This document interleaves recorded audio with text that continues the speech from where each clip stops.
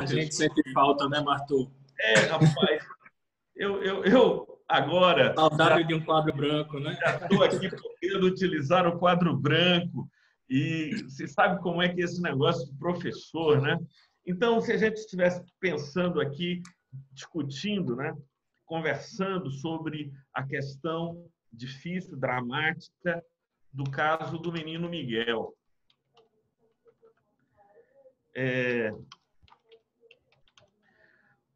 Nós temos alguns sujeitos envolvidos no caso, não é? A gente tem, claro, a vítima, que é Miguel. Nós temos a suspeita, né? Vamos falar assim, de suspeita ou investigada, que, no caso, é Sori, o nome dela é Sori Mariana Portillo Real. Sari. Eu vou chamá-la de Mariana aqui. Vou chamá-la de Mariana, que é o segundo nome dela aqui. Mariana, claro. Então, ela é a suspeita. Temos aqui também a figura da mãe de Miguel, que é a Mirtes. Mirtes. Então, essas pessoas estão aqui relacionadas ao caso e que, independentemente da leitura que façamos, trata-se de uma terrível tragédia. Trata-se de uma terrível tragédia que nós estamos conversando sobre ela aqui. E eu quero pensar com vocês sobre quatro teses que podem nos aparecer aqui nesse primeiro momento. A primeira tese é a tese de atipicidade da conduta. As pessoas podem estar inquietas ao ouvir essa primeira tese, mas é claro que, como advogado criminalista, é uma das primeiras hipóteses que eu gostaria de cogitar. A segunda tese, já apresentada de modo brilhante por Léo, que é a tese de homicídio doloso. Homicídio doloso. E aqui a possibilidade mais presente, né, dados os fatos e tal, é na modalidade de dolo eventual. Ora, o dolo eventual é, como o Léo disse, uma espécie de dolo, né? Dolo direto é desejar a morte, assumir o risco seria o dolo eventual. Na divisão do nosso trabalho aqui, coube a mim falar sobre homicídio culposo. Homicídio culposo. E o professor Armando terá a oportunidade de falar da tese de abandono de incapaz, na forma qualificada, né? Na forma qualificada, que é aquela que tem por resultado a morte. E aí eu já penso com os meus alunos aqui, que meus colegas também, que nós iríamos para um julgamento em que a promotoria pudesse abordar o dolo eventual, o homicídio doloso, o dolo eventual, e se essa fosse a denúncia da promotoria, iria seguir o rito do tribunal do júri, não é? E na primeira fase do tribunal do júri, o juiz eventualmente poderia desclassificar o crime de homicídio doloso para homicídio culposo ou abandono de incapaz, o que retiraria a competência do tribunal do júri e nós teríamos o caso submetido à apreciação do juiz singular, do juiz da vara criminal do Recife. Eu, numa situação de defesa, e a gente pensa, é difícil, Armando, a gente pensar e não utilizar as categorias da defesa, eu iria para este julgamento com a tese de atipicidade da conduta e a tese de subsidiária de homicídio culposo. E a razão é simples, né? A razão é simples para isso. Tese de defesa. A razão é simples para isso. É que o homicídio culposo tem uma pena muito inferior à pena do abandono de incapaz. né? O abandono de incapaz, artigo 133, na sua forma qualificada, né? Na verdade, majorada, né? Majorada. 12 anos. Cadê onde está aqui? Parágrafo 2º, 4 a 12 anos. Então, tá certo, é qualificado, porque, preste atenção, a causa de aumento é do parágrafo 3º, a causa de aumento é do parágrafo 3º, aí sim é majorado. Como o parágrafo 2º muda a pena em abstrato, é abandono de incapaz em uma forma qualificada de 4 a 12 anos. Essa tese não era muito interessante, não é muito interessante para a defesa, uma vez que o homicídio culposo tem pena de 1 a 3 anos. Então, nós poderíamos pensar aqui com teses de defesa, atipicidade da conduta e homicídio culposo, imaginando que as teses da acusação eles viriam com homicídio doloso e, como tese subsidiária, o abandono de incapaz. Eu não estou dizendo isso. Ao dizer isso, eu estou sendo, de certa forma, injusto, porque é claro que o promotor de justiça ele não vai buscar a pena mais gravosa, a pior pena para o réu. Ele vai buscar a pena que se adequa à situação fática. Mas, para o bem do debate, né, poderíamos colocar essa situação para a gente entender o tabuleiro aqui que está posto diante de nós.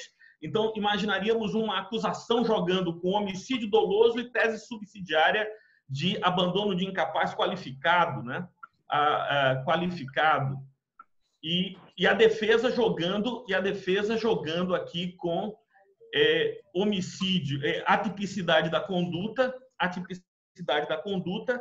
e homicídio culposo. E a pergunta que alguém pode se fazer é a seguinte: Martorelli, como você imagina a tipicidade da conduta?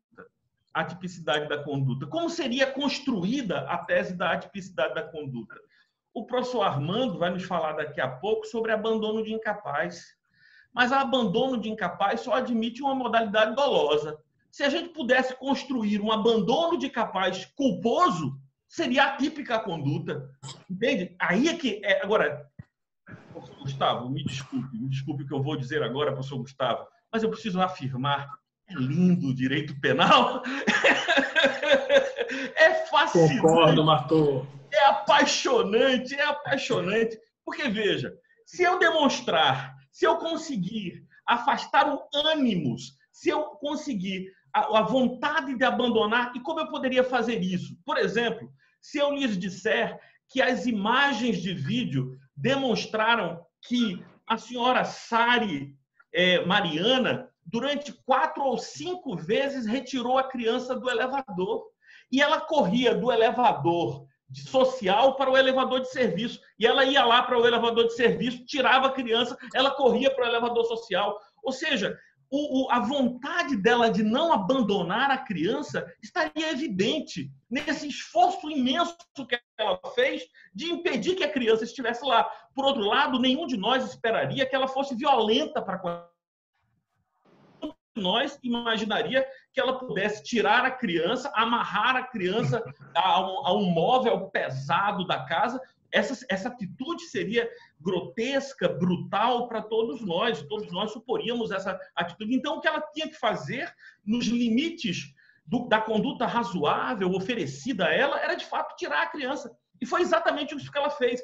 Esse processo de sair do elevador social, a criança corre para o elevador de serviço, do elevador de serviço volta para o elevador social, vai acontecendo com uma frequência enorme, e chega aquele momento em que ela... esse momento, e o problema é que essa imagem é que ficou na mente da maioria das pessoas, em que ela efetivamente manda a criança e aparentemente aperta o botão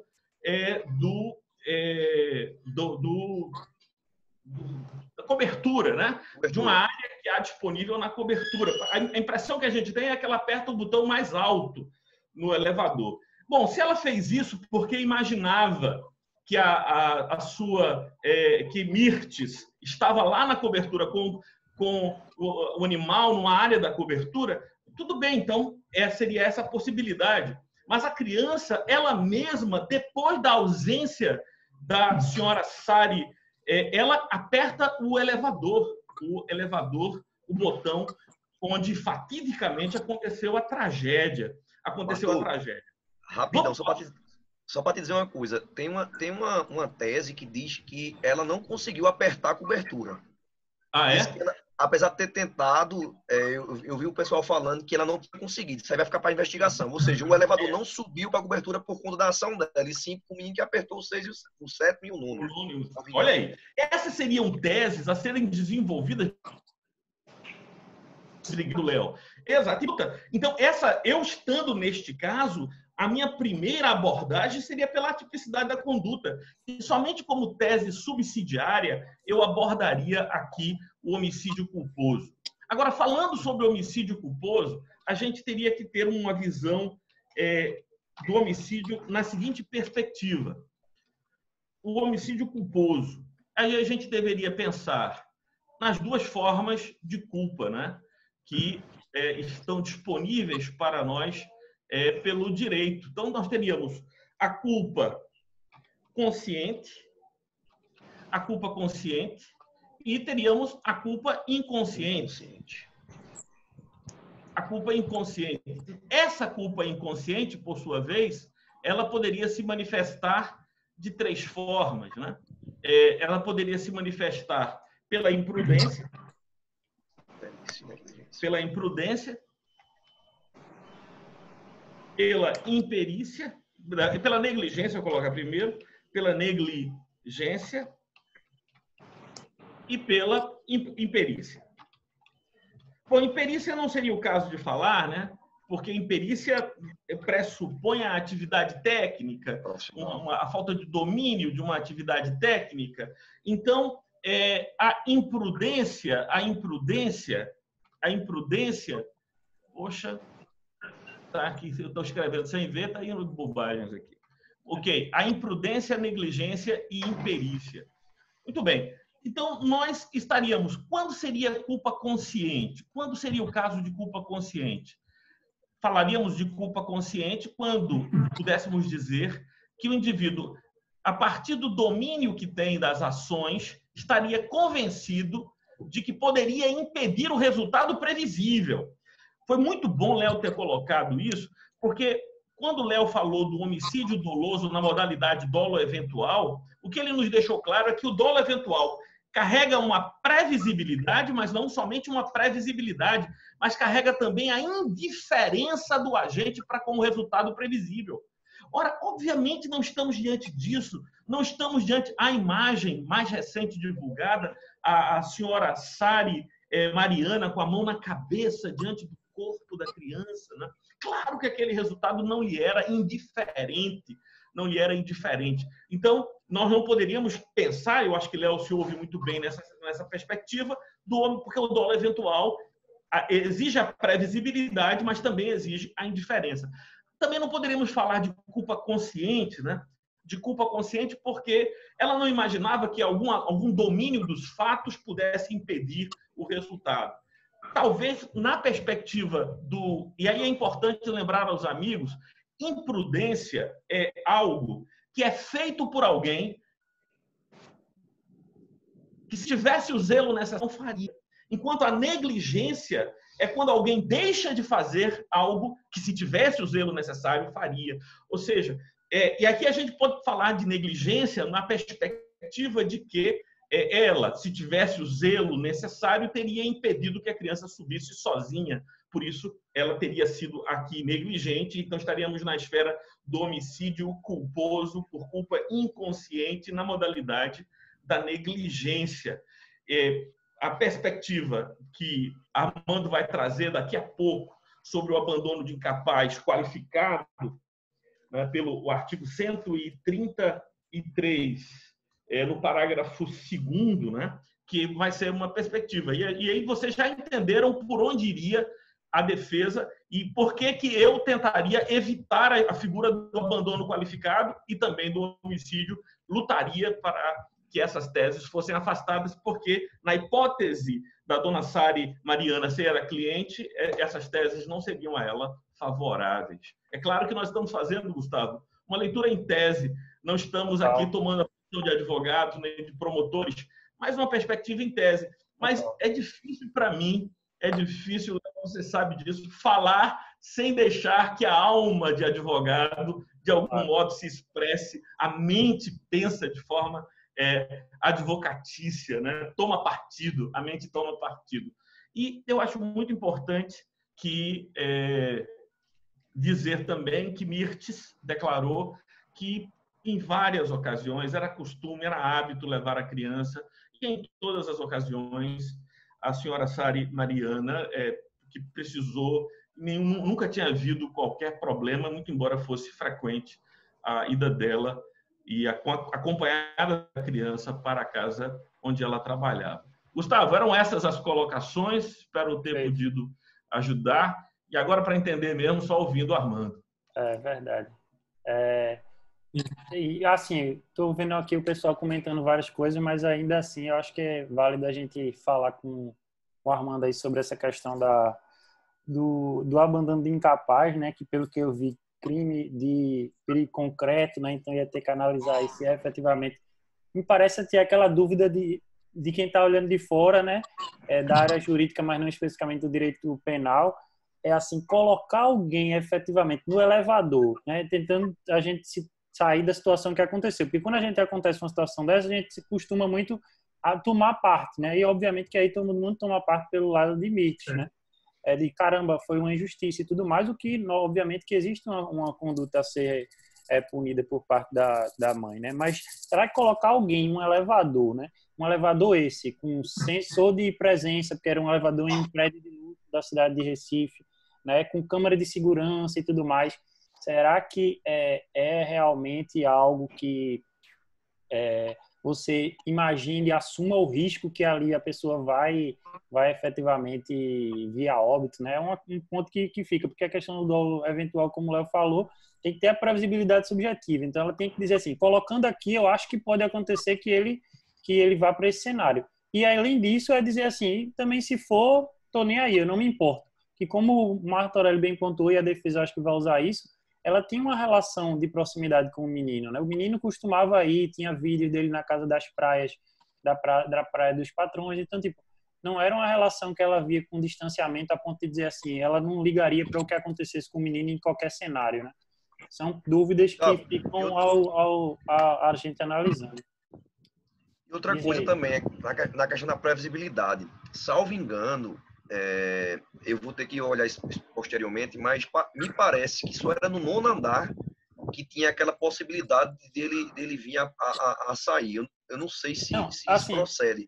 Tinha outros andares que tinham uma tela de segurança, porque ele pulou aquela partezinha da janela que fica o filtro dos ar-condicionados, e naquele filtro dos ar-condicionados em outros andares tem a tela de segurança também. Pronto. E além do mais, no 7º andar, por exemplo, se ele tivesse descido no 7º andar, ele não teria aquele espaço para pular.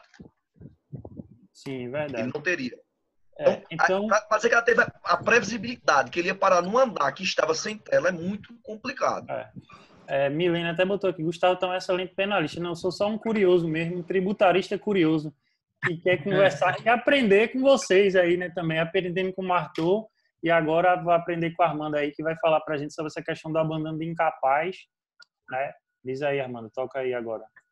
Quisera eu ser capaz de ensinar algo a você, Gustavo Lapa. Mas que a gente disse que ia salvar uma alma, hoje a gente vai. Vamos transformar um penalista aí, apesar de todo meu respeito ao tributário, que é uma coisa de paixão também. Mas a gente ainda pode salvar essa alma. E, antes de mais nada, agradecer o convite, Gustavo, e aos colegas, Marthur, Léo Milton, assim, uma honra estar aqui com vocês. Que sábado bom.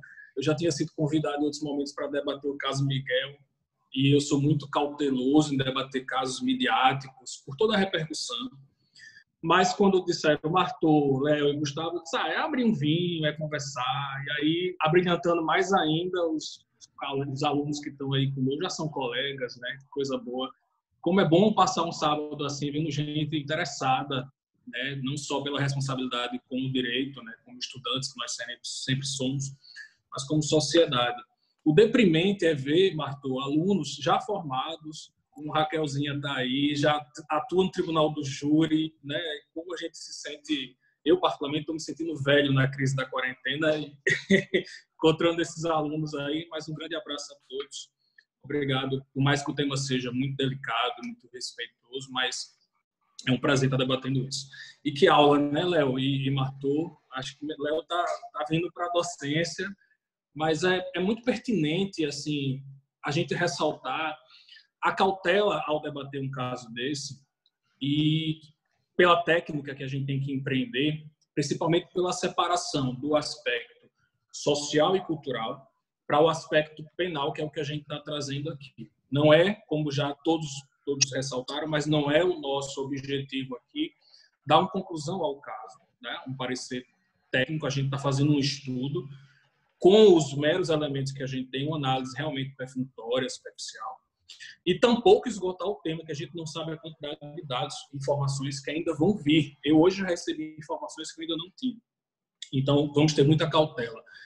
E como todo profissional do direito, principalmente do direito penal, qualquer ator do processo penal tem que ter mais cautela ainda numa análise de um caso. Eu falo muito isso para os alunos, porque o direito penal ele é muito técnico. Isso eu encho a boca ao dizer que é muito técnico. A gente consegue captar esses elementos com o tempo, com uma tecnicidade muito aprofundada, mas ao mesmo tempo é a ciência de adequar o humano a uma capacidade técnica. É isso que a gente está fazendo.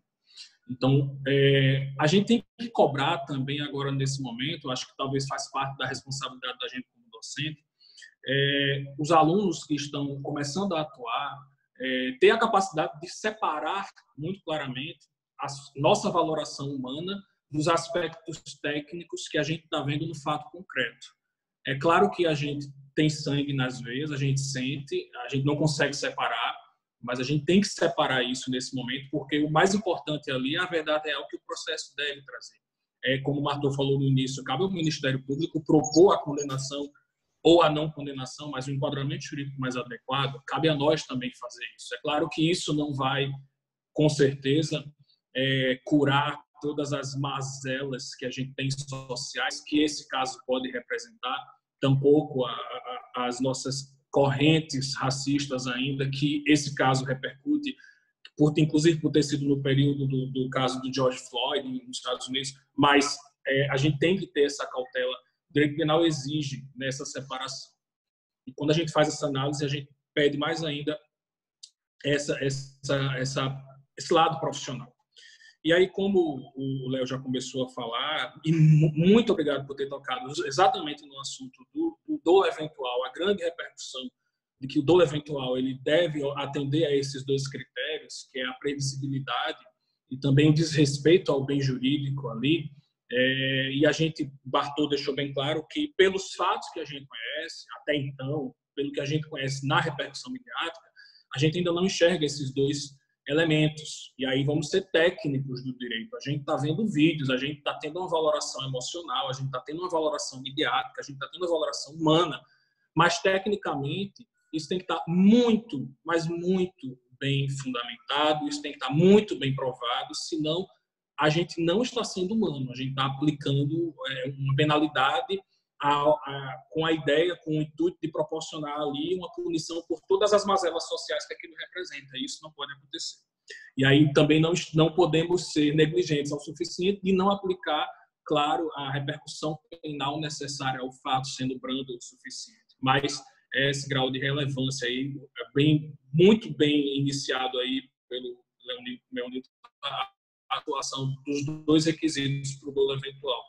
E aí a gente entra na lousa de Marthô, já fiz um print aqui para mim, saudade da lousa, mas a ideia do processo, a grande paixão do nosso tribunal do júri, mas realmente as teses que vão favorecer defesa e acusação. E sim, a gente não pode deixar, foi muito feliz de Marthô falar, não pode deixar de falar na conduta atípica. Sim, a gente pode encontrar elementos que demonstram ou não encontrar elementos que demonstrem o dolo eventual ou possivelmente o homicídio culposo, culposo ou possivelmente a tese do abandono, e aí nós restaríamos a configuração da figura típica. A gente tem que ter responsabilidade em sempre pensar nessa figura típica. Mas eu vim hoje tratar para vocês aqui sobre o abandono do incapaz, que, como o nosso penalista Gustavo falou, é um crime de perigo.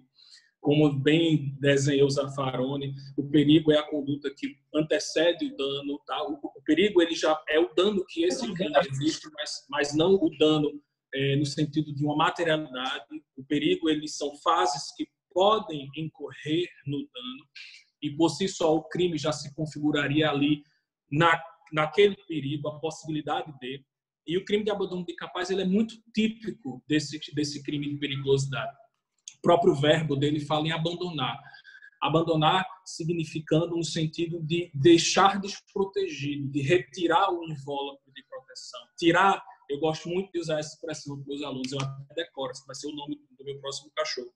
Tirar a esfera de vigilância e segurança daquele bem jurídico, de quem tem o dever de cuidado daquele bem jurídico. Naquele momento a gente está falando aqui do bem jurídico da vida de Miguel, ou do bem jurídico, a segurança que ele precisa por ser um incapaz, por ser uma criança de 5 anos, necessitando de cuidados essenciais.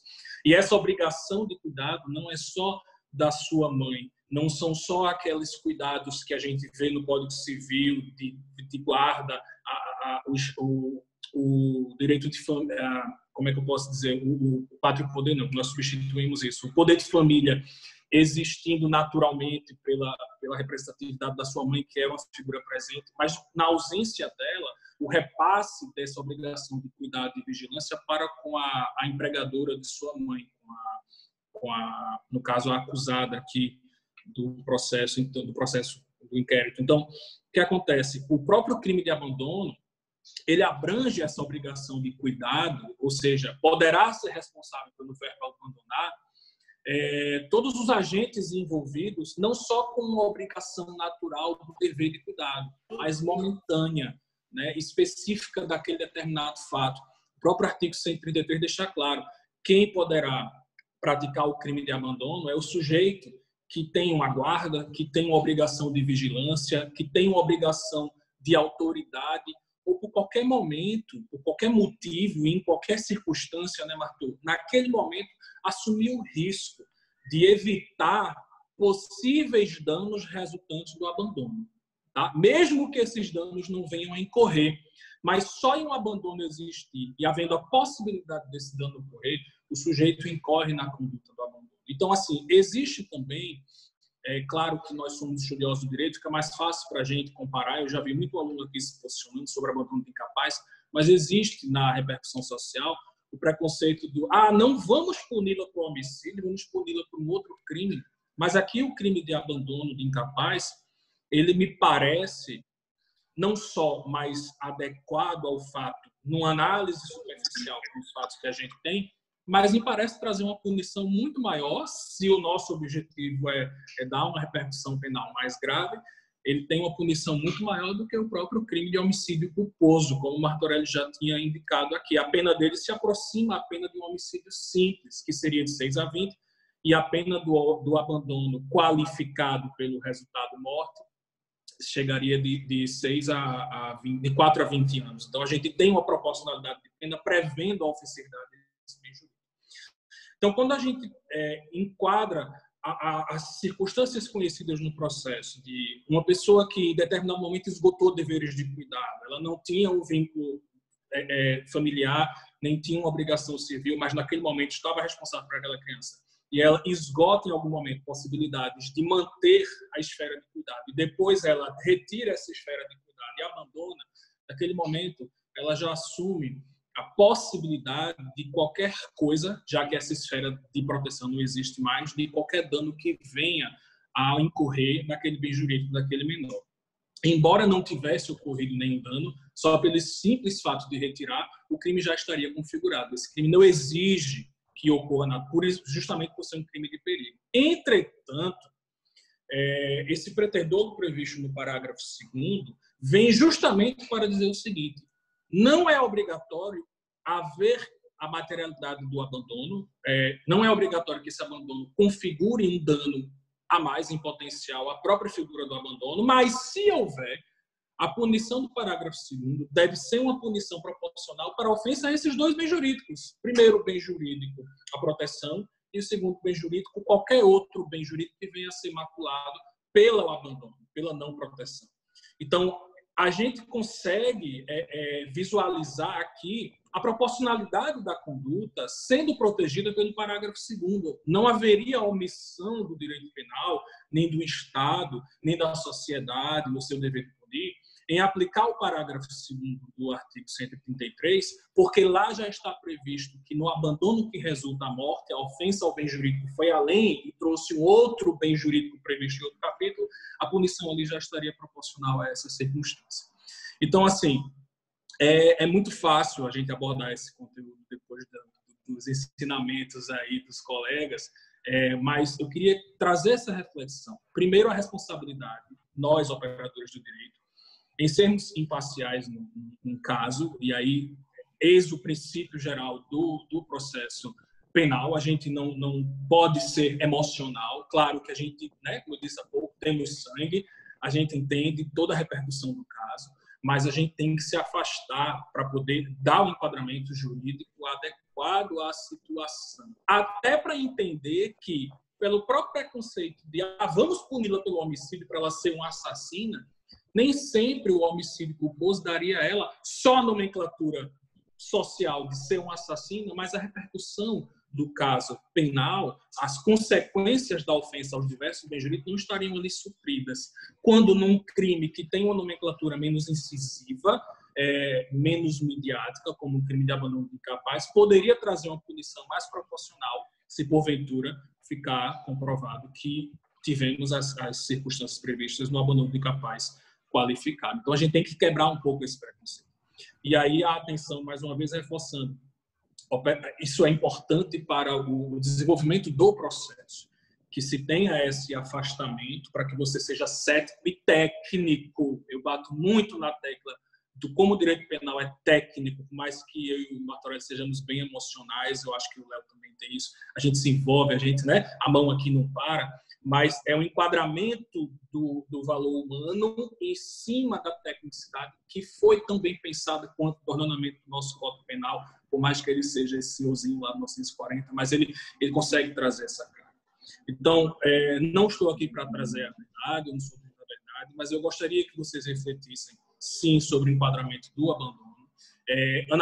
Analisemos também a situação, a repercussão, se nos colocar dentro do caso, com todo esse contexto que o Marco já falou, me parece que a criança já frequentava, o fato dela apertar um botão, isso pode representar uma intenção ou uma desvaloração com aquela vida que está ali. Será que isso por si só representa isso? A gente tem que aprofundar para que a gente possa entrar na tese do que o Léo falou do homicídio doloso, a realmente relevância daquele bem jurídico e realmente há condições naquele momento, no simples apertar na tecla, de analisar toda a previsibilidade do que pode ser acontecido. Imaginemos nós, eu acho que por fim, aqui eu deixo uma repercussão. Quem aqui mora em prédio e quem depois desse caso não passou a vistoriar seu prédio inteiro, vendo todas as janelas que existem, inclusive nas áreas comuns do prédio, e se elas têm rede ou se tem a segurança necessária. Eu acho que talvez nem nós poderíamos prever uma circunstância. É claro que quando a gente deixa uma criança só, a gente sabe que tudo pode acontecer, mas prever um resultado no voto especificamente é algo muito mais sensível. Eu não estou aqui querendo absolver, eu só estou querendo provocar em vocês esse tipo de raciocínio, tá? Então, eu acho que era isso, Gustavo. Depois a gente pode melhorar um pouco esse debate. Melhorar um pouco, eu acho que assim vai ser difícil, né? Já está no teto da qualidade aí que vocês trouxeram para o debate. Foi muito bom, assim, em termos de até todo mundo revisar os institutos, né? Eu mesmo fui por curiosidade mesmo atrás de ver, pensar, óbvio que sem a prática criminal, né? Mas aquela coisa que a gente fica pensando realmente o que é que poderia ter passado, né? O que é que poderia se configurar. Eu acho que isso todo mundo do operador de direito tem, né? De você ficar meio que avaliando as possibilidades, né? O direito penal tem muito o e se, né? E se, é como colocar aqui. E se ela tivesse abandonado ele em um ambiente público que, claramente, porque o abandono de incapaz não é só o abandono, mas, além disso, a situação de risco. Aí vai aquela questão que foi uma das primeiras perguntas que eu fiquei. Será que realmente deixar a criança, que, obviamente, ela era garantidora da criança, né? Porque a empregada tinha descido. Mas será que ali, ao deixar, é um ambiente de risco de vida realmente? Né? Porque ela não tinha como, talvez, prever que, não, eu sei que em tal andar vai ter um buraco lá que ele pode passar tal. E também, se acontecer isso, tanto faz, porque para mim o menino pouco importa. Se a gente não conhece, às vezes, uma pessoa que está, o nosso vizinho, imagine alguém que a gente está vendo só pelos noticiários pela primeira vez. Então, é muito acelerado da gente fazer conjecturas nesse sentido. Por isso que muito do debate foi no campo das ideias, né? Marthô, Léo, Armando, foi muito do o instituto mais o que poderia de fato acontecer, né? Assim, o que estaria na cabeça, e como o direito penal fala, né, do homem médio, né? De cogitar ali o cara dentro o menino dentro do elevador. Aí, assim, Túlio disse que queria fazer um comentário aqui, que eu anotei, né? E teve alguém também que levantou a mão no transcorrer da nossa conversa aqui, depois abaixou, Léo. Pronto. E, assim, agradecer mais uma vez, né, a presença de vocês. Somos 72 participantes aqui. Eu não sei Armando, não sei Martorelli, mas eu não dei uma aula para 72 pessoas nesse semestre, não. Então, assim, realmente... Gustavo, se somar todos os meus alunos, os seus e o de Armando, eu acho que não dá 72. Eu estou vendo aluno aqui que não vi no semestre, viu? Estou só de olho. E como o pessoal disse assim, Gustavo, cuidado para Armando não lhe hipnotizar. E eu disse, eu acho que isso aí já foi cumprido, porque eu, tributarista, estou num sábado de 5 horas da tarde ouvindo aqui vocês. Então, a missão já foi cumprida, entendeu? Então, assim, vamos passar para Túlio primeiro e depois Léo para falar. E aí, quem quiser também manda mensagem aqui no bate-papo que a gente vai organizando, né? Diz aí, Oi, Túlio. Gustavo. Eu anotei algumas coisas aqui enquanto Martorelli e Armando estavam falando. E eu acho que eu vou pedir Vênia aqui, vou um pouco na contramão dos dois, um pouco mais próximo de Armando, né? E aí eu peço a bênção a Martorelli, claro, a palavra.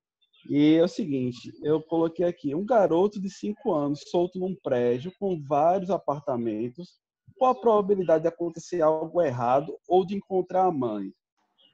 Não é? E outra coisa, são os valores, né?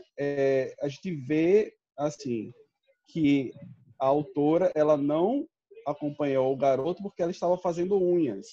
Então, é questão de valores, de pesar valores. E outra coisa, mesmo que não tenha ido para a cobertura ou elevador, ela teve a vontade, ela apertou o botão, ela teve a vontade lá de apertar o botão para ir para a cobertura. E aí a gente pode questionar um pouco a questão do direito penal, a forma em relação ao fato concreto. Eu vejo uma situação real que é perdão a palavra, mas é questão de ser repudiado, sabe? É você deixar um garoto menor abandonado por uma coisa, no meu ver, um pouco fútil. E aí a gente adequar essa questão do fato concreto, dos valores sociais, do valor ali entre uma vida, entre fazer algo que é estético ao direito penal. Então, eu queria que vocês falassem um pouco sobre isso, Martorelli e Armando. Essa questão da adequação do direito penal ao caso concreto no que diz respeito a valores, que é complicado, sabe? Você pegar algumas coisas poxa, mas ela não teve culpa, mas, sabe? E a gente está vendo que o caminho do direito penal vai aliviando um pouco uma questão que a gente vê que é mais de valores. Então, eu queria que vocês falassem um pouco sobre isso. Certo. Quem é que quer responder? Aí, Marthô e Armando, depois dos comentários, o Léo faz as considerações dele e depois tem mais uma pessoa aqui para fazer a dúvida. Túlio, nossas observações, elas estão sempre relacionadas a valores, né? Jamais deveríamos pensar o direito penal apartado dos valores que estão em questão. E eu me lembro daquela aula do professor Miguel Reale, e aí Gustavo vai lembrar bem, né? A teoria tridimensional do direito, fato, valor e norma. Só existe uma norma porque há uma valoração a um determinado fato. Ou seja, se há uma norma jurídica, é porque existem valores que são prezados pela sociedade.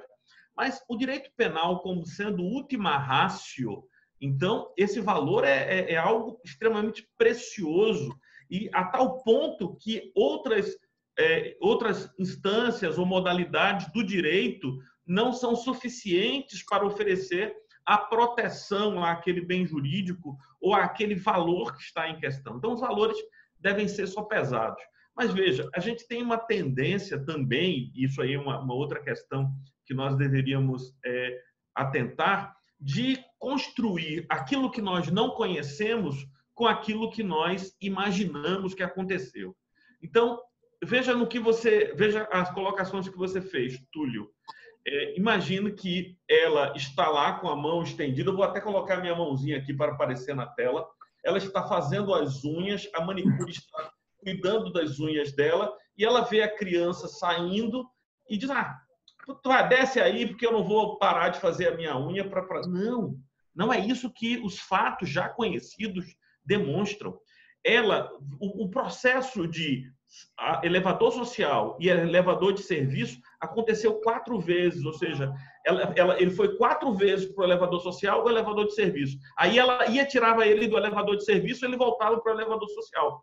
É uma criança, aquilo parecia para ele uma brincadeira, talvez, de fugir, ou, por outro lado, ele desejasse tanto a presença da mãe, porque a própria Mirtes diz isso, ele não gostava de ficar distante dela, e mesmo na casa deles, ele subia na grade, escalava. Isso é o depoimento que Mirtes deu a um dos telejornais que foi entrevistá-la. Então, os valores são preciosíssimos, mas a gente tem que ter o cuidado na construção dos fatos.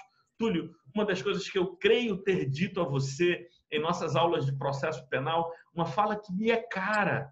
O direito penal e o direito processual penal não trabalha com fatos, trabalha com narrativas. E essas narrativas são construções retóricas.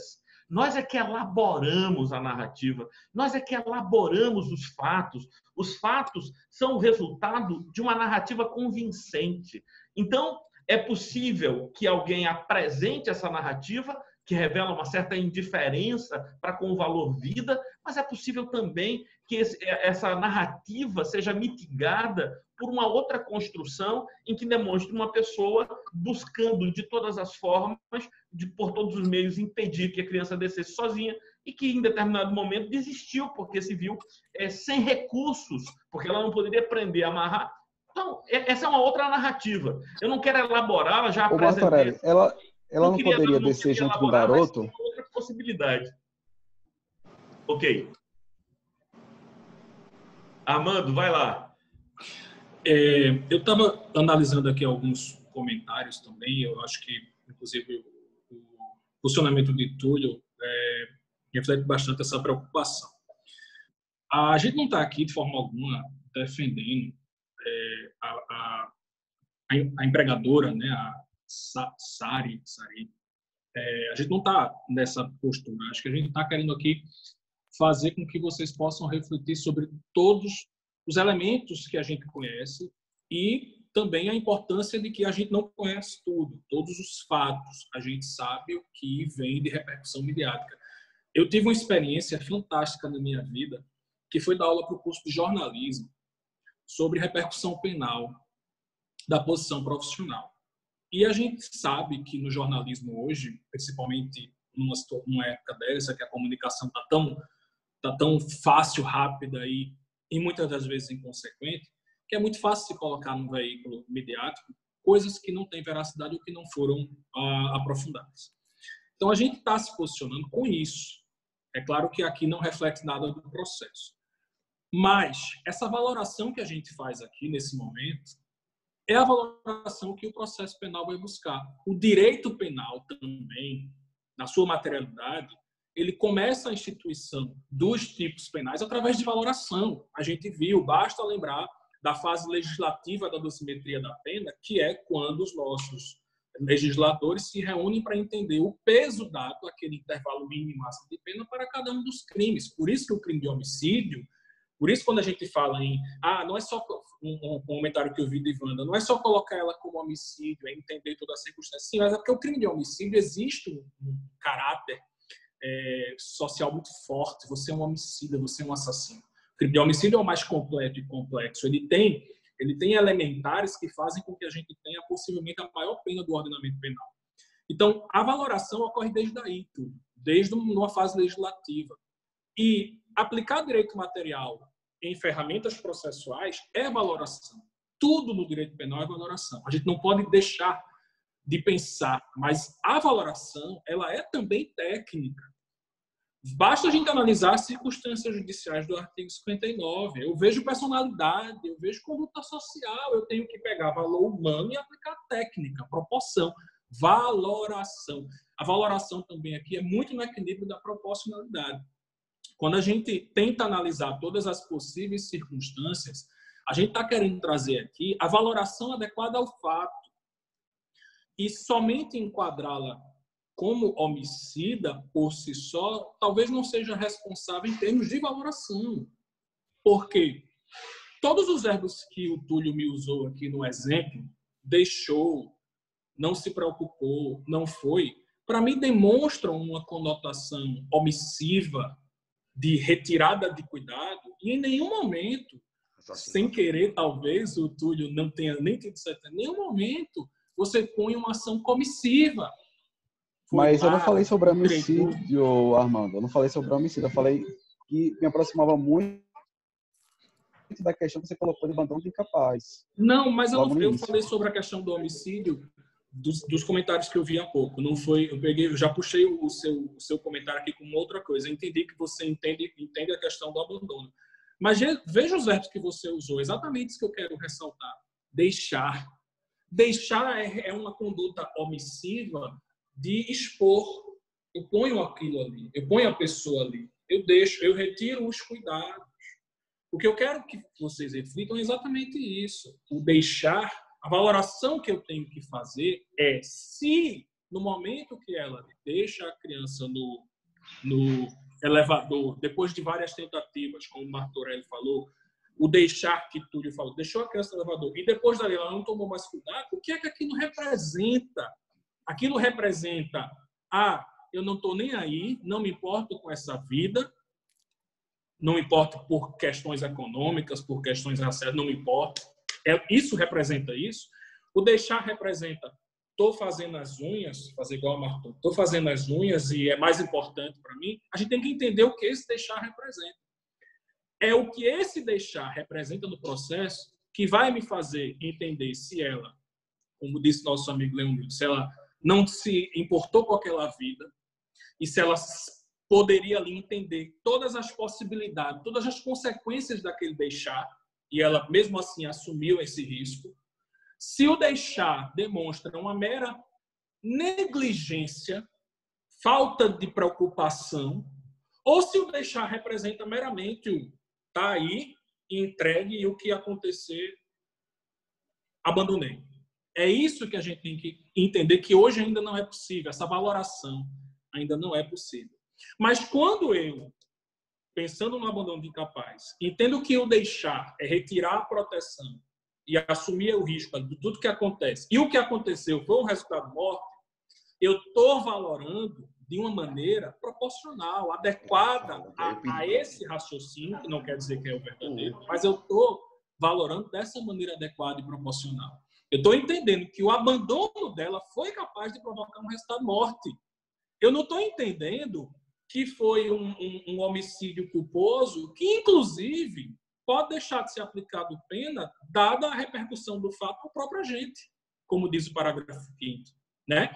Então, essa valoração ela é tão importante que pensar no crime de abandono de incapaz demonstra que a importância de entender esse contexto para poder dar uma punição adequada, valoração e, consequentemente, fazer chegar na proporcionalidade. Se é para punir pelo resultado morte, pelo que aconteceu, a retirada da vida da criança, a gente tem que pensar, tem que fazer com que essa valoração seja proporcional. Por isso, o abandono ele entra no parágrafo 2º, dizendo que a punição do abandono não vai ser suficiente porque ele resultou em morte. Beleza.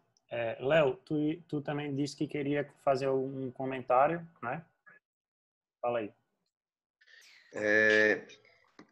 Pegando o gancho das palavras de Túlio, eu queria deixar bem claro aqui que, em momento algum, ao a gente analisar o caso, a gente está verificando que a atitude dela, eu acredito que seja desprezível, moralmente falando, socialmente falando, foi um desleixo total, que eu tenho certeza que se fosse um amiguinho do prédio, do filho dela, que estivesse na casa dela, eu tenho certeza que a atitude seria totalmente diferente. Eu realmente acredito que a atitude seria totalmente diferente. Mas o fato dela ter feito isso dessa forma, eu não consigo verificar com isso por si só, o desprezo à pessoa, seu desprezo à vida, ao resultado morte. Ela tem algum tipo de preconceito por si só, não faz dela uma assassina. Então, é nesse sentido, nesse contexto que a gente está falando aqui. Em relação eu queria falar as palavras de Armando, inclusive do objeto que Armando trouxe para essa seara. Inclusive, eu dei uma lida sobre algumas teses.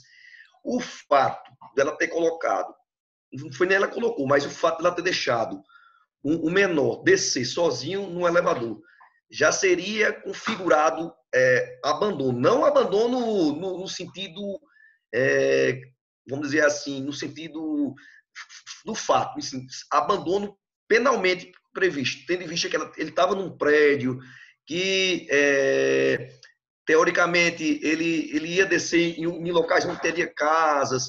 Seria um abandono, naquele caso concreto, a gente enxergava realmente a figura do artigo 133. Eu queria colocar isso aqui para a gente debater aqui.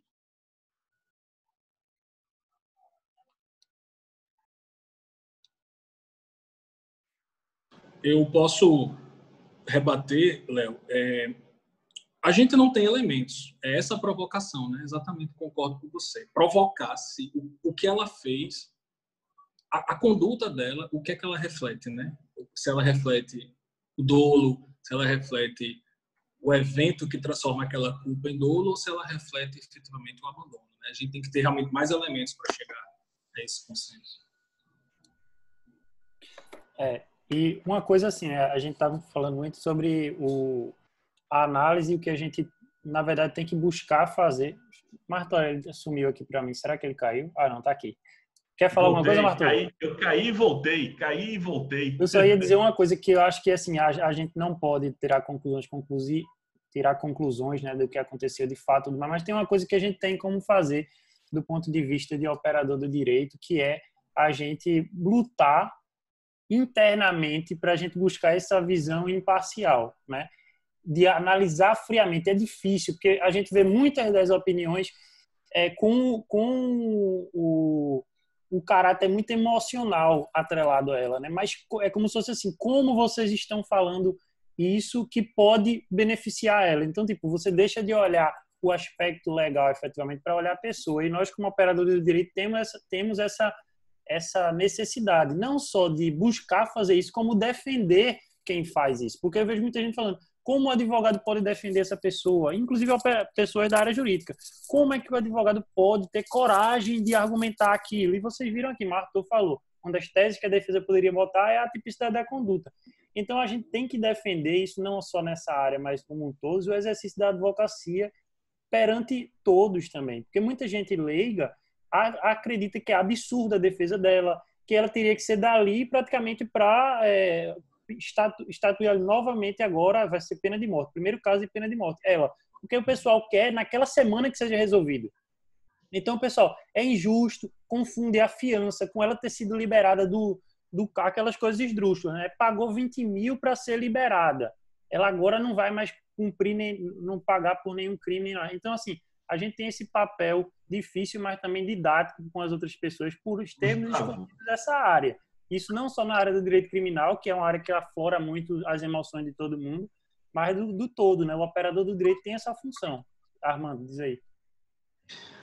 Se você me permite, concordando plenamente, me desculpe interromper de novo, mas eu estava olhando alguns comentários e, claro que todo mundo tem todo mundo fica incomodado com essa situação que aconteceu. É muito difícil, inclusive, se posicionar de forma imparcial, mas a gente tem que elevar esse discernimento jurídico para entender que, nesse momento, uma ferramenta de vingança não vai resolver. Vai enfatizar mais ainda nossas desigualdades. Aí eu vi alguns comentários aqui dos colegas dizendo que o direito penal ele tem esses agentes preferidos, né? O direito penal ele persegue os vulneráveis e os suficientes. Aí veio, se fosse a Mirtes, ela teria direito ela teria direito à liberdade, teria os 20 mil para pagar. Concordo plenamente com todos vocês. Assim, estamos juntos. Mas tem uma situação que eu quero deixar claro. Não é o direito penal.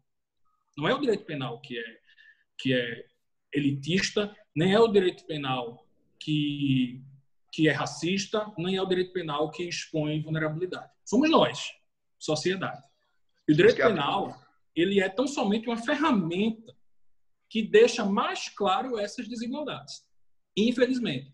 Porque o direito penal, na sua ceticidade, ele ia dizer a possibilidade de fiança para a empregadora ou para a Mirtes. Infelizmente, a Mirtes não ia poder pagar. Certo? Mas não é o direito penal que está dizendo que a Mirtes tem que ficar presa. Somos nós. E, infelizmente, esses nossos receios, anseios, preconceitos, o racismo estrutural faz com que usemos e utilizemos o direito penal para demonstrar essas desigualdades. Como é que a gente resolve isso? Invertendo a situação? Não. Aí a vingança, como muitos de vocês colocaram, é utilizar o direito penal com equidade, com seriedade, e aí sim, ele pode, com certeza, ser uma ferramenta para tentar equilibrar essas desigualdades. Eu só queria que não se confundisse. É quem usa o direito penal, infelizmente. Quem usa o direito penal que usa de maneira adequada. Gustavo, eu queria fazer 2 comentários rápidos.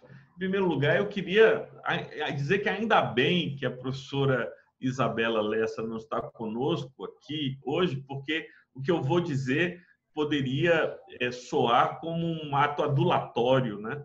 Mas nós estamos aqui conversando com o Armando, com o Léo e com você. E sabe o que é que eu estou vendo aqui? Inúmeros alunos, ex-alunos, colegas, que fariam esse debate que nós estamos fazendo com um nível tão bom quanto este que estamos fazendo, ou até melhor. Eu estou vendo aqui Thaís, estou vendo Guilherme, estou vendo Priscila, Bruno, além do pessoal do Tribunal do Júri, né, da equipe do Tribunal do Júri, que é uma equipe extraordinária que a Faculdade Nova Roma tem. É um grupo extraordinário de alunos que nós temos o privilégio de ter e de ensinar a eles.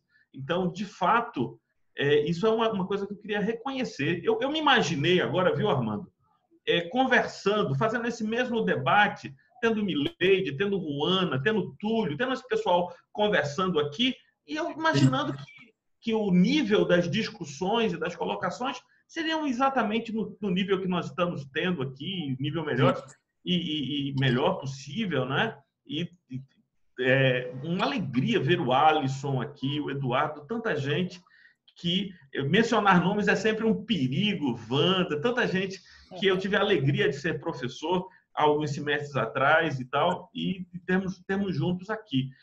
Um segundo comentário, e aqui eu quero ser muito breve, que eu gostaria de colocar, é que, de fato, nós devemos evitar que seja quem for que tiver praticado o ato delituoso, deve ser punido na forma da lei e não por um sentimento. Eu vou dizer algo agora que pode criar revolta, viu, Gustavo? Vou dizer algo que pode criar revolta. Thaís já sinalizou que quer falar, você anota aí para o tempo. Tá anotado aqui. Mas é muito provável. Eu na minha cabeça, de 80% a 90% de chances que a senhora Sari Mariana não seja presa. Não seja presa. Vamos analisar as hipóteses. Se ela for condenada por homicídio culposo, ela não será presa. Se ela for condenada por homicídio culposo, ela não será presa. Se ela receber a pena mínima do abandono de incapaz qualificado, também não será presa. 4 anos, E ainda que ela receba uma pena maior do que 4 anos, que vá até 6, e aí ela iria cumprir, imagine, entre 4 e 8 anos, iria cumprir no regime semiaberto, mas ela talvez seja mãe de criança menor, iria para o regime aberto, para a prisão domiciliar. Então, veja só, aí essa vontade que às vezes a gente percebe na sociedade de que a justiça só será feita se virmos alguém por trás das grades, deveria ser mitigada pela seguinte reflexão. Imagine que você tivesse feito a besteira que a senhora Sarif fez. Como você se puniria para o resto da sua vida? Como você imaginaria a tua alma, a tua consciência? Como você sofreria com o chicote da consciência solapando a tua alma dia após dia? Você iria daqui a pouco tempo pensar, hoje Miguel faria 15 anos, se estivesse vivo. Então, essa capacidade de análise do fenômeno, do drama humano, a minha aproximação para o direito penal e não para outras áreas do direito, com todo o respeito ao direito tributário, é porque é no direito penal que o drama humano se manifesta de modo mais claro e de modo mais agudo. Então, isso tudo deve ser levado em consideração. Aquilo que o professor Armando disse sobre quando o homicídio culposo se enquadra nas condições do parágrafo 5º do artigo 121, o juiz pode deixar de aplicar a pena, aquela possibilidade do perdão judicial. Isso manifesta a sensibilidade do direito penal, porque se fosse a Mirtes que estivesse em casa e seu filho tivesse caído porque ela foi negligente, faria sentido puni-la? Faria sentido puni-la? Ou a punição, e eu acho beira a poesia. Eu vou ler, Gustavo, para terminar, porque isso beira a poesia. Beira a poesia. Artigo 121, parágrafo 5º, diz o seguinte, isso beira a poesia. Diz o seguinte, acho extraordinário, ele diz, o juiz poderá deixar, na hipótese de homicídio culposo, o juiz poderá deixar de aplicar a pena se as consequências da infração atingirem o próprio agente de forma tão grave que a sanção penal se torne desnecessária. O legislador pensou na alma do indivíduo que praticou o homicídio culposo e foi atingido pelas consequências de sua ação, e os fins da pena se tornaram absolutamente incapazes de descrever ou de estabelecer a necessidade da sanção penal. Eu não sei se em direito tributário tem poesia no código, mas aqui tem. Se você fosse professor de direito tributário, a poesia iria para o direito tributário. Thaís agora vai falar, Thaís. E depois também mais alguém, se quiser comentar, pode colocar aqui. Boa noite. Estão me escutando? Estamos. Sim. Primeiramente, professor Martô, saudade. É muito bom ouvir Martô falando. É ótimo. Entrando já na parte do assunto em si, eu queria entender um pouco mais assim, a natureza da fiança. Eu não sou de forma nenhuma, nem de longe, da área penal, né, penalista, mas eu queria entender um pouco mais a natureza da fiança, porque se analisando assim, né, ela fica um pouco, digamos que formalmente parece discriminação. Se fosse uma pessoa de baixa renda, teria essa possibilidade, aí não teria, porque não teria condição de pagar.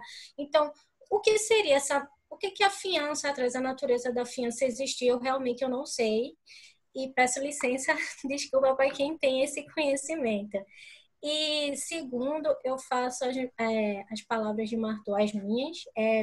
Queria muito que é difícil a gente se desassociar assim de todo desse contexto, dessa discussão cultural, social. Todo mundo já se passou numa situação que você faria exatamente diferente do que a mulher fez. Eu, minha mãe, enfim, todo mundo faria totalmente diferente do que a mulher fez. Mas tem alguém por aí que faria exatamente como ela fez e que não tem o dinheiro que ela tem e que não seja branca como ela é e que, enfim, faria igual. Então, assim, acho que embora desassociar um pouco mais dessa discussão, embora seja sempre válido a gente lembrar que existe, sim, estrutural e histórico, mas que do mesmo jeito que há ricos fazendo, há pobres fazendo. Infelizmente, os pobres, como disse uma colega, parecem ser os maiores alvos, mas, enfim, como a Armando falou, também não é do direito em si, é da sociedade. Mas eu concordo muito com o que Martô falou. E voltando para a natureza da fiança, que eu queria entender um pouco mais. Muito bem. Não sei se eu posso falar, ou se Armando quer falar, o Léo, sobre fiança. Fica à vontade, Martô. Mas eu depois teve uma pergunta já também para Martô aí também, que depois Armando ou Léo podem responder também. Mas pode puxar aí.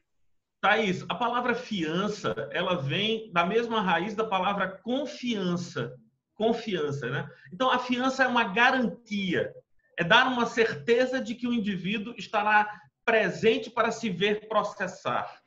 Quando o crime é afiançável, e no caso era afiançável, e a pena tem até, no máximo, 4 anos, o próprio delegado pode arbitrar a fiança, pode definir a fiança. E quando o delegado arbitra a fiança, e é uma coisa que é importante a tua pergunta, Thaís, porque dá a impressão de que quem quer que fosse a pessoa pagaria 20 mil reais, ou seria a fiança de 20 mil reais. Não. O delegado levará, ou o juiz, quando o crime é afiançável e a pena é superior a 4 anos, porque aí, neste caso, só o juiz pode fixar a fiança, leva em consideração as condições econômicas e pecuniárias do autor, do suspeito que está ali. Então, a fiança foi fixada em 20 mil reais e alguém mal intencionado no nosso tempo, quer dizer que a vida de Miguel custa 20 mil reais. Nada disso, nada disso. Aqueles 20 mil reais são da senhora Sari e está ali, aquele dinheiro está ali para que sirva de garantia. Ela vai ser processada, ela vai cumprir todos os atos, imaginemos, do processo e, ao final, vai receber o seu dinheiro de volta. Porque aquilo não é um pagamento a ninguém. Aquilo é uma garantia, e aí a natureza da fiança é uma garantia de que ela não faltará ou não se ausentará dos atos, quer do inquérito policial, quer da ação penal, que eventualmente será proposta. Então, a fiança é uma garantia. Se for o crime em abstrato, a pena em abstrata do crime foi até 4 anos, o delegado, e o crime foi para afiançável, o delegado poderá ele mesmo fixar a fiança. Se o crime é superior a 4 anos, caberá ao juiz estabelecer a fiança, mas sempre levando em consideração as condições econômicas do suspeito. Porque se você estabelece uma fiança para um indivíduo que é professor, por exemplo, né? Professor, e estabelece uma fiança, o cara é professor, e liso é meio redundância, né? É assim... Mas o que eu estou dizendo é que porque se você estabelece uma fiança e o indivíduo não tem, que obviamente extrapola as condições econômicas do indivíduo, é a mesma coisa que não fazer, é um ato meramente retórico, seria um ato meramente retórico. Então, há esses 2 elementos. O primeiro elemento é saber se o crime é afiançável. O segundo elemento é saber se o juiz somente poderá fixar a fiança ou se o delegado também poderá. Eu já estabeleci que será no máximo de 4 anos a possibilidade de juiz. E o terceiro e último elemento, ele deve levar em consideração a realidade econômica do suspeito. Seria algo que seria doloroso para o suspeito perder eventualmente. Léo parece que é complementar aí. Vai lá. Léo, muito bem falado. Também, e depois responder já a pergunta que foi de Antônio, dizendo assim: de que forma o advogado de acusação poderia construir uma narrativa para o dolo eventual? Ixi, vamos ver. Vamos lá. Só para complementar o que o Martô falou, também em relação à natureza da fiança, ela serve garantia para o pagamento das custas processuais e também eventuais danos patrimoniais decorrentes do crime, né? Que é o dano civil posterior, não é isso, Martô?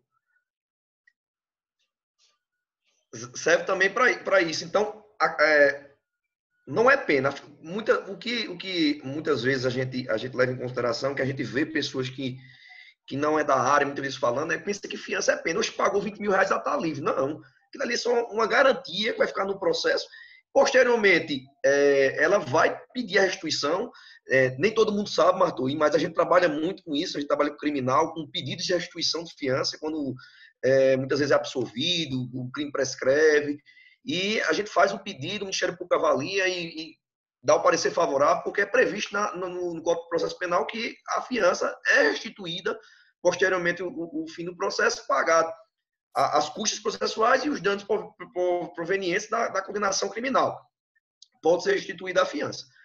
Em relação à construção, eu acredito que Armando, como promotor de justiça que foi outrora, lá atrás, vai poder falar melhor sobre isso. Mas, assim, eu acredito que se ele conseguir comprovar que ela tinha o conhecimento de que nos andares não tinha tela, que ela tinha conhecimento que o menino Miguel era muito treloso, gostava de escalar, se provar que ela tinha conhecimento desses fatos, que ele era treloso, ele gostava de escalar, que ele estava descoberto, que ele era acostumado a escalar coisas dentro de casa, ela via isso.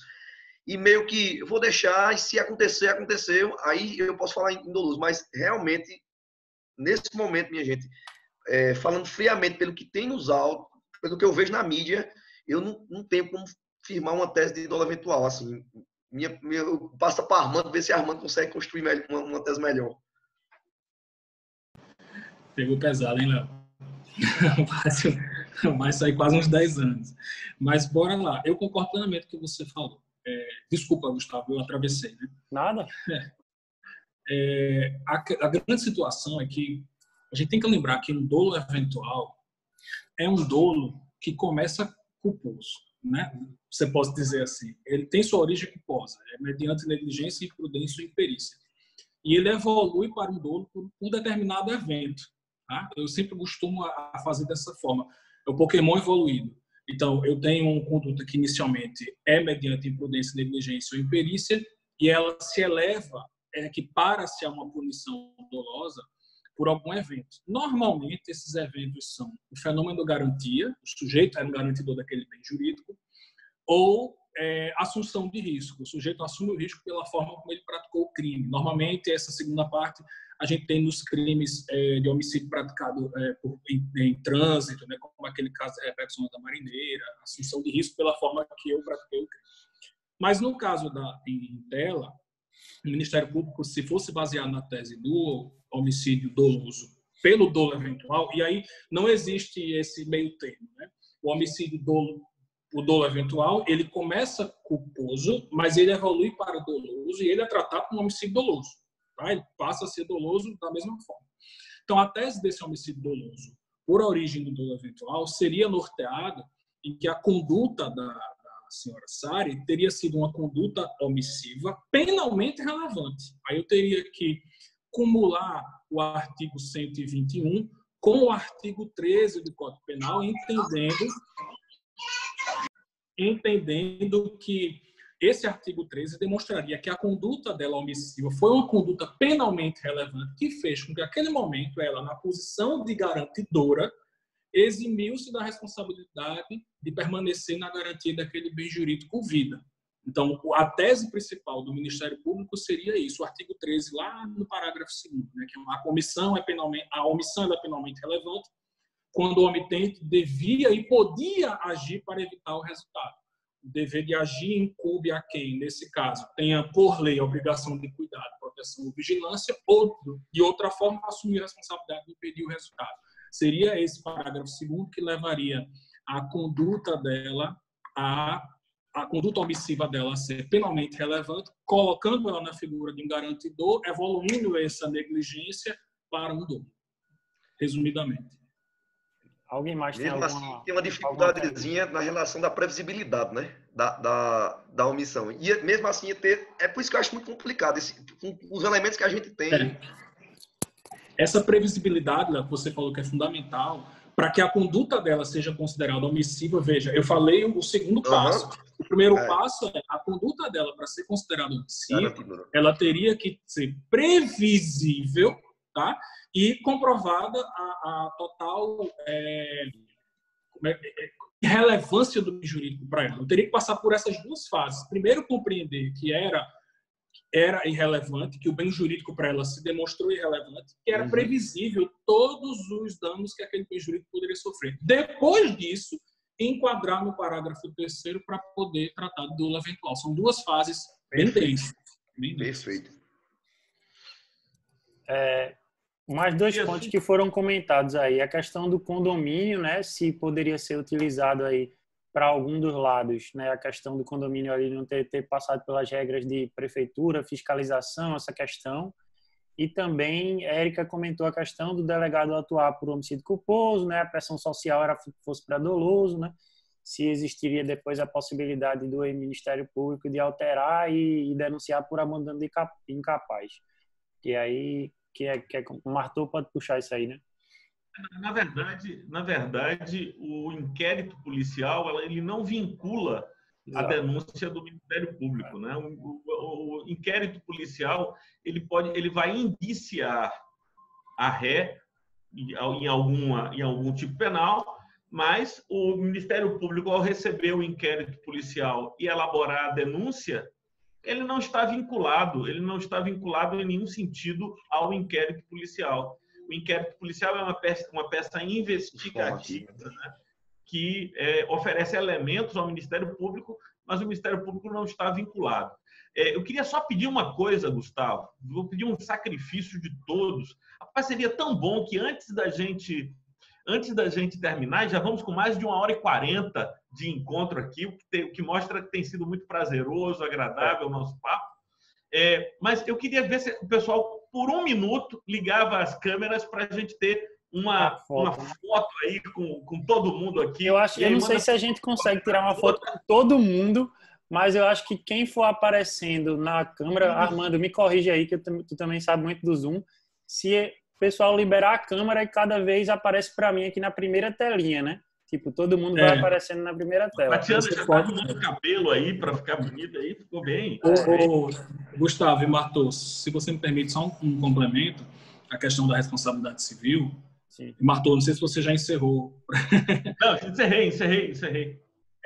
A Recife todos os municípios têm uma legislação municipal sobre elevadores, especificamente, que é competência do município. E a legislação de Recife ela é bem antiga, depois foi reformada em 2014, e traz a obrigatoriedade dos elevadores terem avisos sobre aquela questão. Observe antes de entrar no elevador, se o elevador está no vão, e também a proibição de crianças menores de 10 anos utilizar o elevador sozinho. Isso é uma questão da legislação municipal. Talvez isso dê margem, sim, à responsabilização civil do condomínio, mas isso não seria concomitante à ação penal, né? Seria uma outra competência.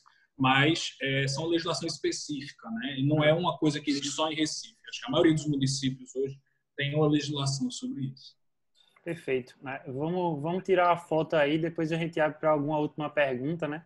Agradecendo sempre vocês aí.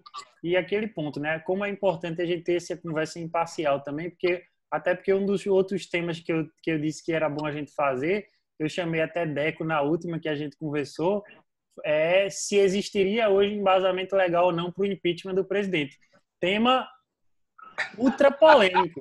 Mas, assim, você tem que trazer os temas polêmicos mesmo, né? Então, vai sempre exigir da gente essa tentativa de o tempo todo olhar técnico, né? A gente exige isso de outros profissionais. Nós, do direito, somos exigidos nessas situações, né? Uma pessoa que é médico e tudo mais, tem uma situação de alguém de risco lá, ele tem que se apresentar. A nossa é uma posição na área de humanas a defender a todo custo esse debate, tentando a gente se esvair aí de todo e qualquer julgamento prévio que a gente tenha por alguém, né? Então já fique atento aí, pessoal, né? Quem está aqui, semana que vem, espero, né? Depende mais de Deco, chamei Anne também, ele vai chamar outras pessoas para a gente fazer esse debate aí. Inclusive, Armando e Martô estão já convidados, Léo também, para participar aqui do debate. E, afinal de contas, a gente está sempre aprendendo, né? Deco e Anne, Rapaz, que Defiane, dupla. Silvio também. Eu vou ficar Silvio também. espectador, viu? Eu quero aprender. De espectador. Como eu fiquei aqui, né? Assim, então dá pra... Anne ou Iane? Oi? É Anne ou Iane? Eu acho que Deck vai falar com Iane, mas eu acho que Iane Iane. também trabalha na área de direito eleitoral, né? Enfim, assim, o intuito Também. realmente é a gente fazer essa análise técnica, mais uma vez, friamente, para ver aí, tentando não deixar os ânimos aflorarem na questão política. Será difícil, mas, né, todo mundo aí está convidado. E vamos para a nossa foto, né? Depois a gente vê outras dúvidas aí. Vamos lá. 1, 2, 3. Eu não vou conseguir tirar de todo mundo, Armando. Eu não sei se isso é possível. Eu tirar de todos. Eu acho que você tem como passar na setinha do eu lado tenho que e passar ir as passando fotos. aos poucos. Então, pronto. Vamos lá. Eu vou tirar 3 fotos aí. Vocês têm que ficar... 1, 2, 3, vai. E Wanda com cabelo esvoaçante assim, Tirei né? uma. Tirei uma. Estou pertinho de você aqui, Martô. Da minha casa, eu vejo seu prédio. Ah, é? Que legal. Que legal. Foi. Tirei as 3. Que bom.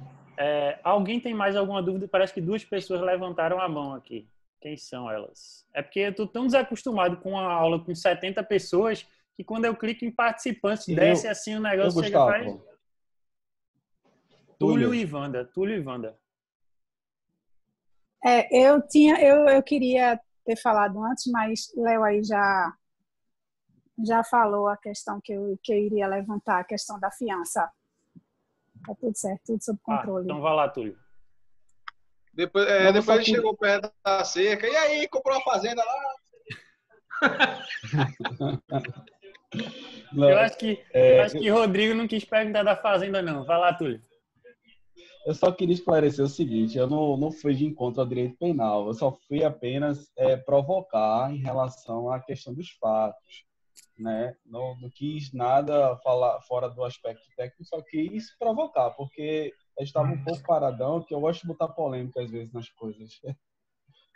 A gente entendeu, Túlio. Nem se preocupe. Sua posição foi ótima. Pessoal, porque a gente aproveitou e a gente fica acompanhando o chat aqui. E aí aproveitou e respondeu muitas coisas ao mesmo tempo. Mas sua indagação foi perfeita. Pois é. Não, e só lembrando que eu não sou penalista, eu sou tributarista, né? Assim, sigo a linha tributarista. E penalista, assim, tem gente como Martorelli que quer me puxar para o direito penal, mas está difícil. Pois bem, alguém tem mais alguma dúvida para eu passar aí para os professores fazerem suas ressalvas Tem uma finais? dúvida aqui de trabalhista, que se eu não me engano, eu vi aqui no chat falando sobre repercussão trabalhista. Eu não sei se eu vi direito. Trabalho. Foi. Na verdade, não só trabalhista, como administrativa, né? Eu entendo tanto de direito do trabalho quanto de astrofísica. Com relação à questão da responsabilidade lá do prefeito, que é uma coisa totalmente à parte da situação específica. O vínculo que ela tinha na prefeitura e não foi esclarecido. Já foi isso instaurado via Tribunal de Contas, ele foi notificado para fazer a resposta via Tribunal de Contas. Muito provavelmente os trâmites que vão ocorrer vai ser via legislativo lá, para identificação de se houve probidade administrativa, esse tipo de coisa. O que, assim, também feito dizendo, a gente sabe tão pouco porque a gente só sabe o que a mídia nos forneceu, que já é um filtro inicial. Então, o que a gente sabe, parece que já tem a comprovação, é de que as duas eram funcionárias da prefeitura, recebiam pela prefeitura e trabalhavam lá. Ele emitiu um comunicado inicialmente, já obviamente instruído, dizendo que não houve prejuízo ao erário, que quem é da área do administrativo é como se ele quisesse dizer que ele vai mostrar ali já a tese de defesa dele nesse sentido, né? Mas vamos ver o transcorrer desse problema, inclusive questão de direito eleitoral, período eleitoral agora dele, né, que seria de reeleição lá na prefeitura, né? Esse seria o ponto. Ainda tudo a ser se desdobrado. No mais, pessoal, agradeço aí, né? 70 pessoas, tivemos quase 75 pessoas, teve um momento aí ao vivo, né? Para conversar sobre esse assunto. Convido todos vocês já para esse próximo tema polêmico, mas espero que aqui, como a gente tinha uma carga também de, assim, pelo que aconteceu, a gente teve que dar também um tom mais sóbrio ao debate, né? Apesar de ser um bate-papo informal e tudo mais, a gente também não pôde se soltar mais nessa questão, até porque é uma situação de envolvimento emocional, né, e uma tragédia para os envolvidos.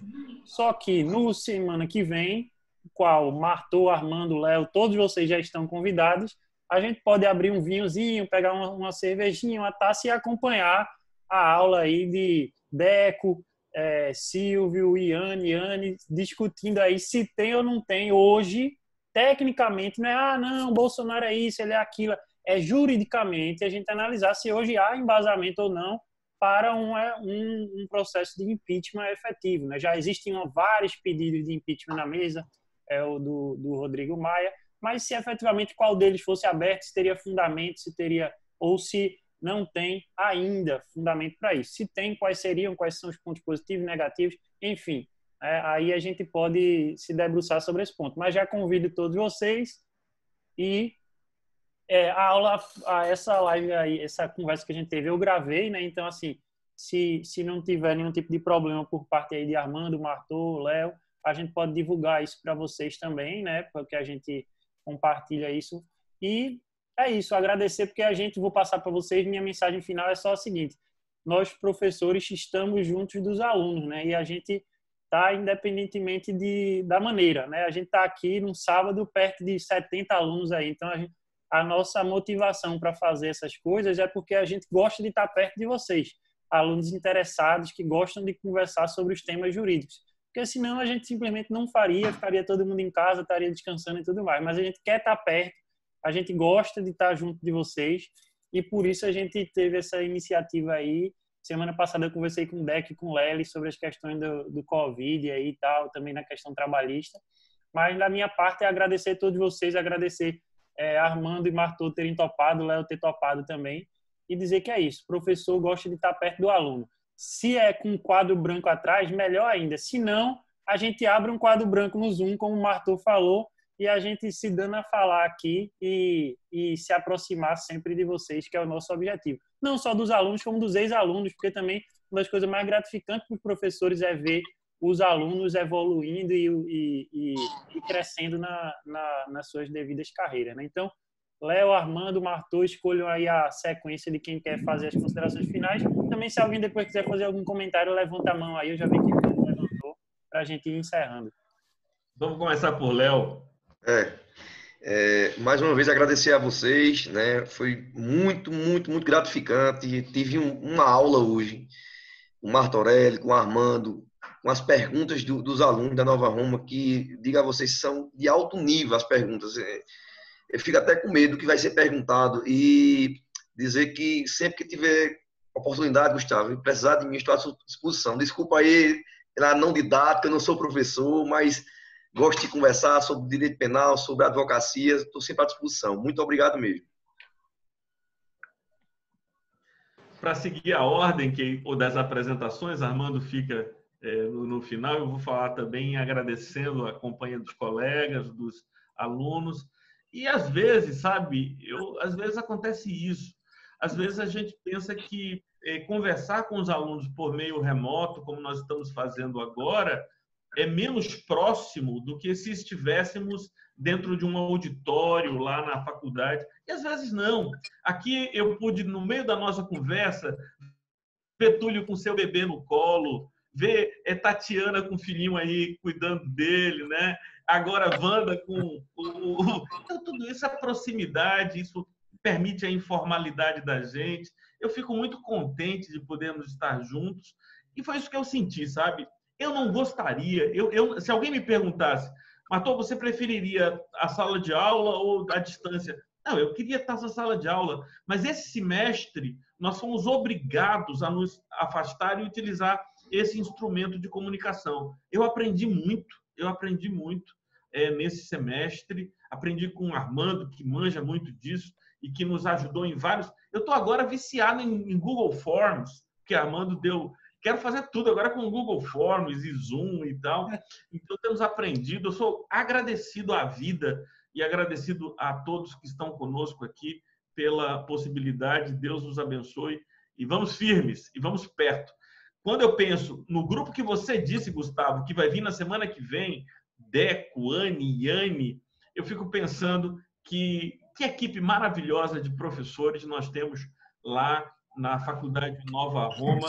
E a professora Isabela Lessa só deu uma bobeira, deixou eu entrar e aí pronto.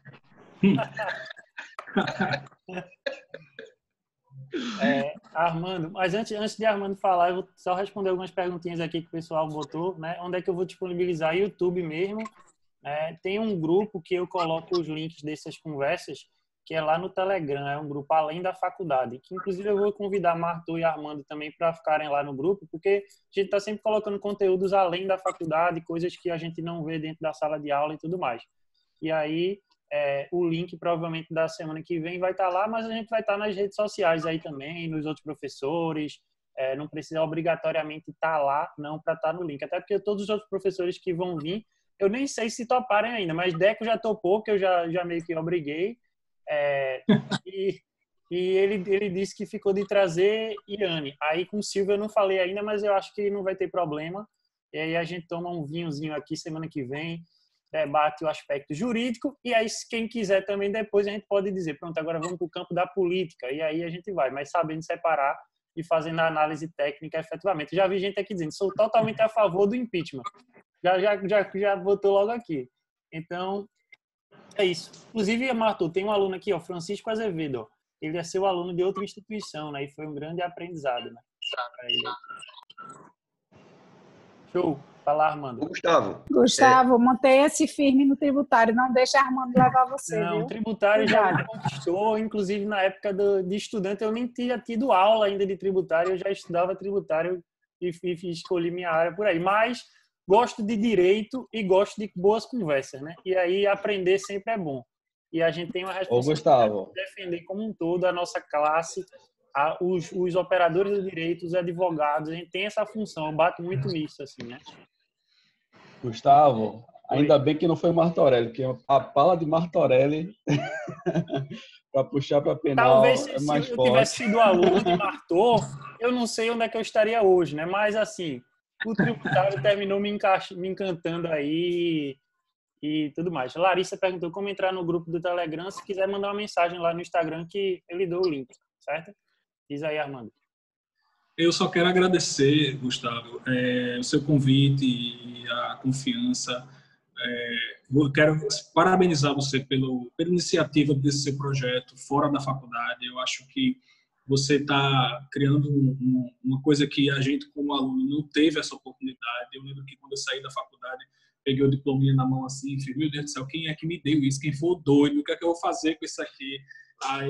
E assim, você trazer essa oportunidade, a gente poder também sair um pouco dos muros da faculdade, né? Acho que Marthur sabe, a gente fica um pouco mais preso ao que a gente tem que cumprir lá. Aqui a gente pode conversar sobre outras coisas. Você devia ter liberado o vinho também nessa, fica aí a dica. Mas eu acho que você está de parabéns.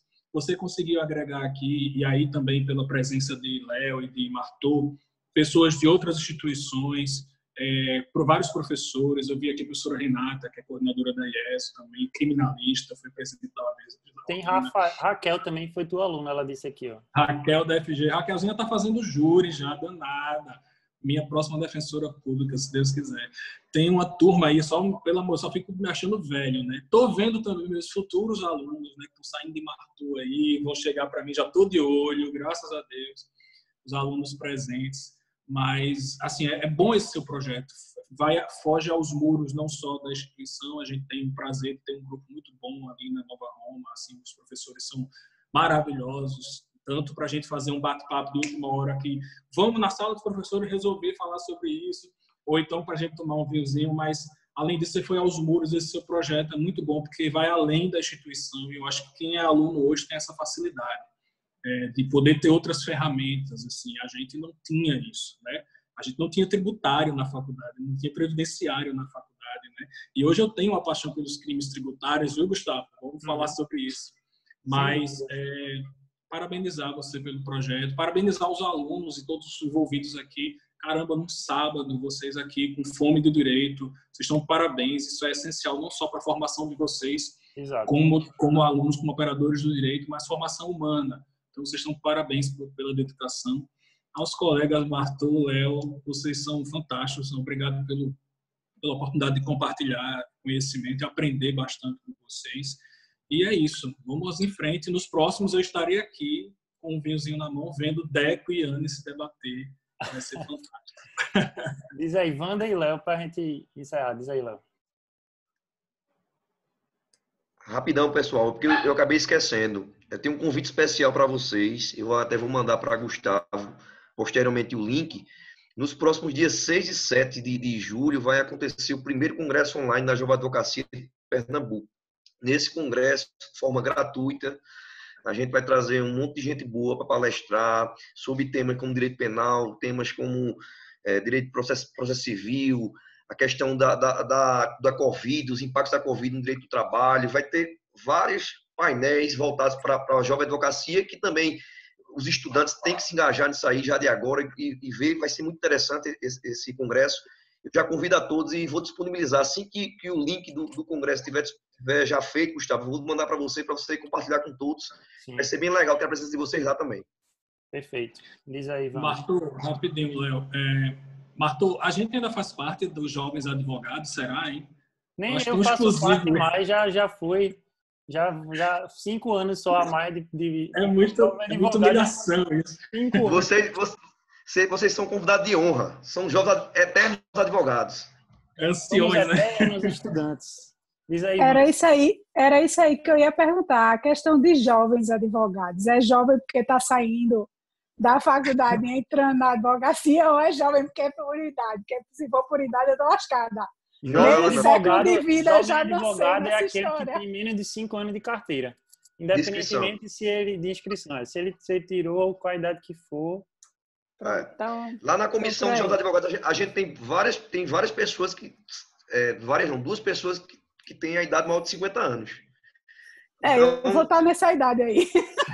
Jovem advogado. E outra coisa, com esse novo normal, a gente está conversando muito com esse novo normal, eu estou vendo muitas pessoas mais experientes que são mais jovens advogados do que os próprios de idade, vamos dizer assim, né? Olá, isso me deixa tão feliz. Ser jovem advogado é na essência. Entendeu? Ser jovem advogado é na essência, na criatividade. E aquele que quer aprender, não é questão aquele que quer aprender e se mantém jovem independentemente disso. Com certeza. Foi bem, pessoal. Valeu, foi bom demais esse sábado. Alguma consideração final aí de Armando. alguém? Foi, amor. Para sempre. Tá ali mandando um coraçãozinho ela. Armando, Marthur foi embora já. Acho que já foi embora. Eu caí, mas voltei. Ainda bem que ele não viu. Semana que vem, acredito que a gente vai ter aí, né? Espero que daqui a pouco, eu chamando um pouquinho, daqui a pouco vai ter todos os professores da Nova Home, uns falando e outros com um vinhozinho e tal. A gente aproveita e já faz o happy hour junto com os alunos.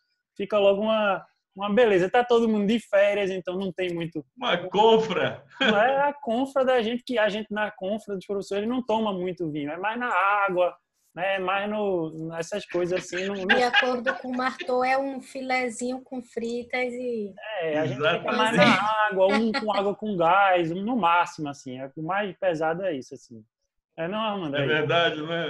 Gustavo, cuidado para o nariz não crescer. Mais do que isso aqui, se crescer demais, vai ficar na frente do computador de vocês. Quase que eu tiro o vídeo aqui para não me entregar. E o pior é que eu não parei a gravação. Gente,